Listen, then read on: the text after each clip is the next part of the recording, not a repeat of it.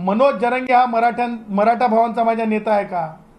तर ॲब्सोल्युटली मी म्हणेल याच्या आजच्या पत्रकार परिषदेमध्ये शेतकऱ्यांच्या प्रश्नावर माझे मराठा भाऊ, मेरे कलिजे के टुकडे मराठा भाऊ, मग तो शेतकरी, मग मराठा असो किंवा मग धनगर भाऊ असो की माळी भाऊ असो की बौद्ध भाऊ असो की आदिवासी भाऊ असो, शेतकऱ्यांच्या बाबतीमध्ये एकही मुद्दा उपस्थित करण्यात आलेला नाही.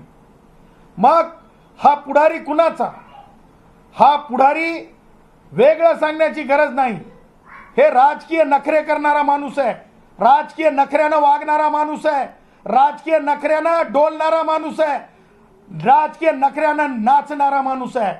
त्याच्यामुळं अशा राजकीय नखऱ्यानं वागणाऱ्याला किंमत द्यायची गरज नाही.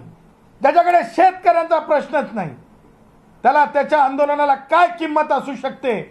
आणि म्हणून मला आपल्या माध्यमातून जरंगेच्या आंदोलनाबद्दल हे म्हणायचं आहे, नो प्रॉब्लेम, नो प्रॉब्लेम. जरंगेचं आंदोलन हे काही विषयच असू शकत नाही, काही विषयच असू शकत नाही. जरंगे हा मराठा माझ्या समाजाचा, आमच्या मराठा भावांचा नेता असू शकत नाही. तो फार तर फार म्हणजे आमचे उदय सामंत सांगून गेले होते बघा की राजकारणापलीकडची त्यांची ओळख आहे म्हणजे मनोज जरंगे सोबतची.